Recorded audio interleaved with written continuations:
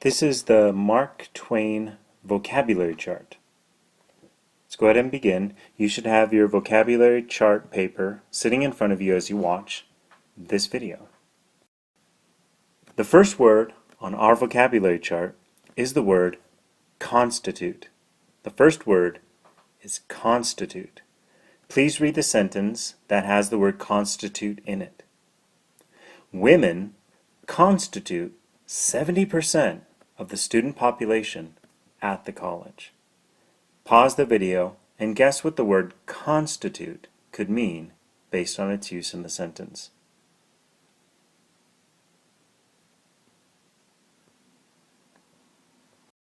The word constitute means to make up or to form something. Pause the video so that you can copy the definition onto your vocabulary chart.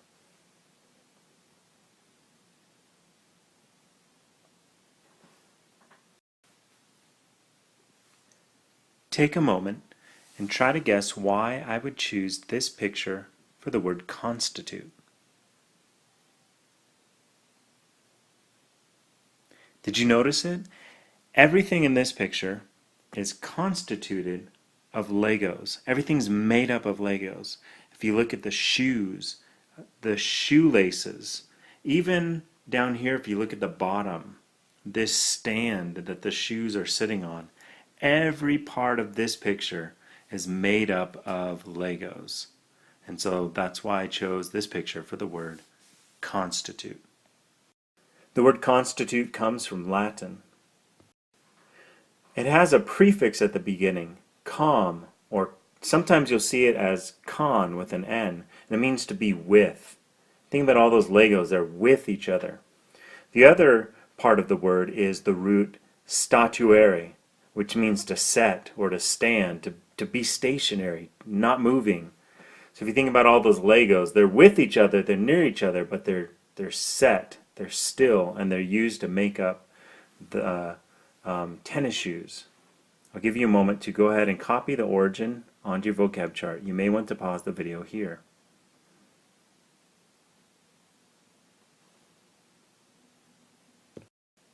These prefixes and roots are used in other English words, like the word consist, which is very similar to the word constitute, because if something consists of an object, it's made up of that thing. And then you also have the word stationary, which means to stand still, like a statue, being stationary and not moving. Let's go on to our next word. The next word on our vocabulary chart is the word apprehension. Our second word is apprehension. Read the sentence on your vocabulary chart that has the word apprehension in it. The thought of moving to a new city fills me with apprehension. Take a moment to pause the video and guess what the word apprehension could mean.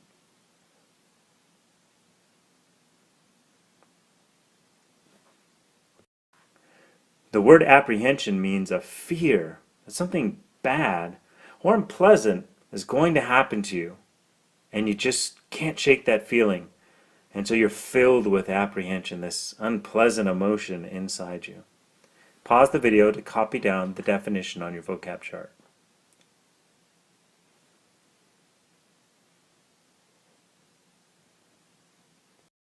Now take a look at this picture and try to guess why I would choose this picture for the word apprehension.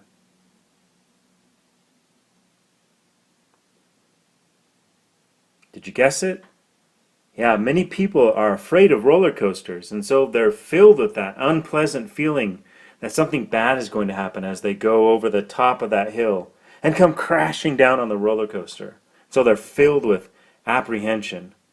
Now, I'm not afraid of roller coasters, but my question is, are you? The word apprehension again comes from the Roman language, Latin. And it has a prefix and a root. The prefix at the beginning is ad, and often Latin prefixes adapt themselves to the first letter of what comes next. So since there's that P in the main root part of apprehension, the D in ad turns into a P. But it's still that Latin prefix to or toward something. The root is prehendere, to seize, to grab. And it could mean to reach out and grab something. It could also be to mentally grab onto something, to understand it. So pause the video and copy down this origin on your vocab chart.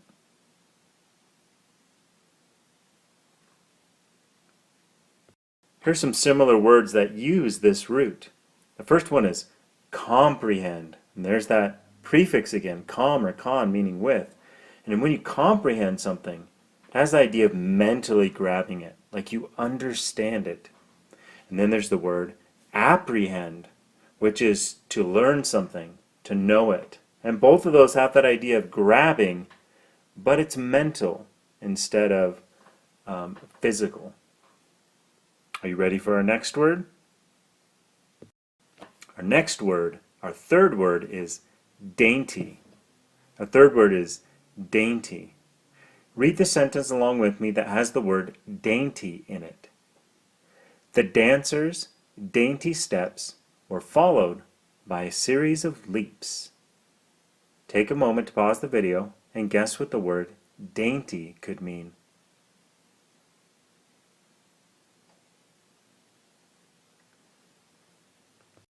The word dainty means done with small and careful movements.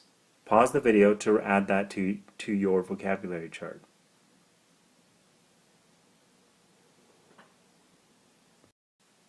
Now look at this picture and try to guess why I would choose this for the word dainty.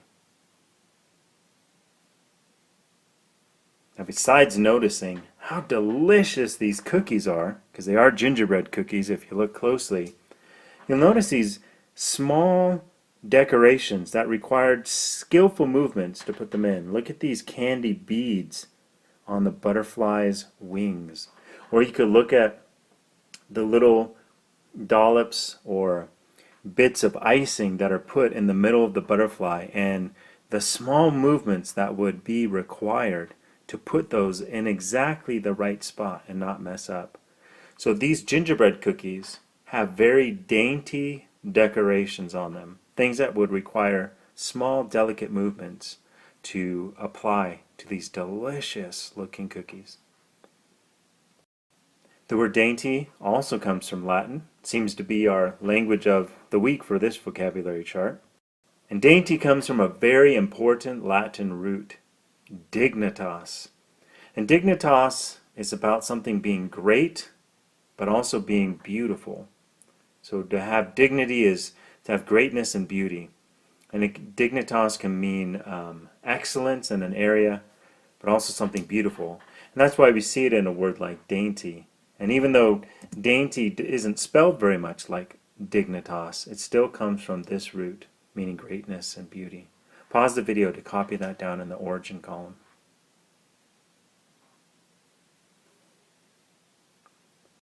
Some other words that come from that Latin root, dignitas, is our English words dignity and dignitary. Here's our fourth word. Our fourth word is the word conscience. Conscience. Please read the sentence from your vocab chart that has the word conscience. You should decide what to do according to your own conscience. Pause the video and try to guess what the word conscience means.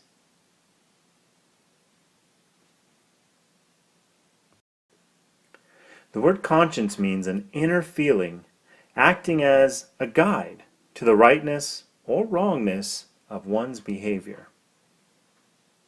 Pause the video to copy that definition down.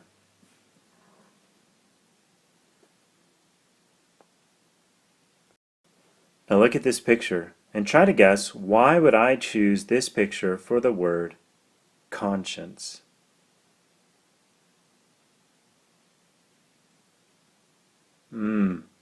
Just like those gingerbread cookies, that pie looks delicious. But it's in someone else's window. But it's right there. And if you look at the picture of the person, you could see that their conscience is represented on one side by an angel trying to persuade them to do the right thing. And on the other side, a devil trying to say, no, do this. Now usually our conscience is only associated with one of those images. Our conscience frequently tells us what is right, and it maybe has to correct some of our desires. So your conscience isn't like two voices, it's usually that one voice helping you identify what is right in a situation. In this case, it's hopefully not to eat that pie. Conscience comes from Latin again. Conscience has that prefix we've already seen a few times on this vocabulary chart, com or con, meaning with. And then we have the Latin root, scire, meaning to know. So your conscience is that knowledge you have of what is right and wrong.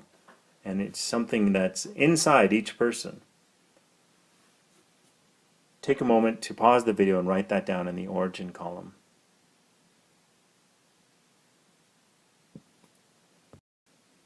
Now that root scire, to know, is at the base of our word science, our study of the world and knowledge. So we see that same root there. And then someone who is very careful to do the right thing, we call them conscientious, that they're someone who acts according to their conscience in all different situations. So they're a very conscientious person. Okay, here's the last one.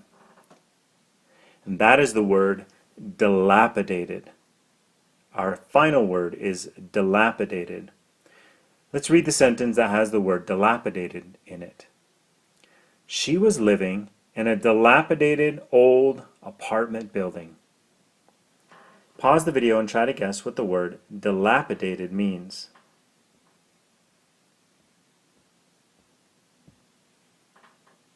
The word dilapidated means in a very bad condition because of age or lack of care. Pause the video to copy down the definition of dilapidated.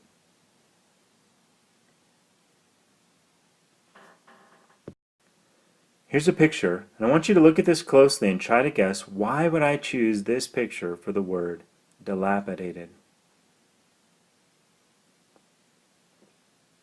Yeah, it sticks out like a sore thumb. That barn, or whatever that building is, sitting there looking like no one's used that thing in decades. It's old, it's not been used, it looks very run down, it's dilapidated.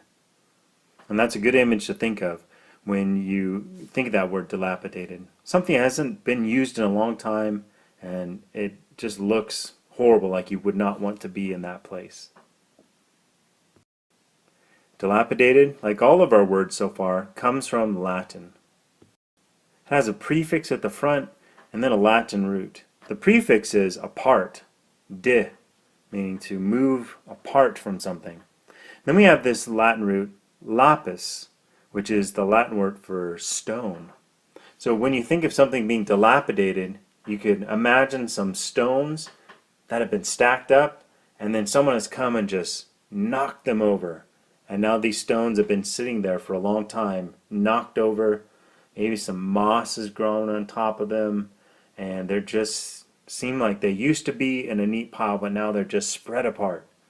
And that's the idea of something being dilapidated. Pause the video to copy down this origin.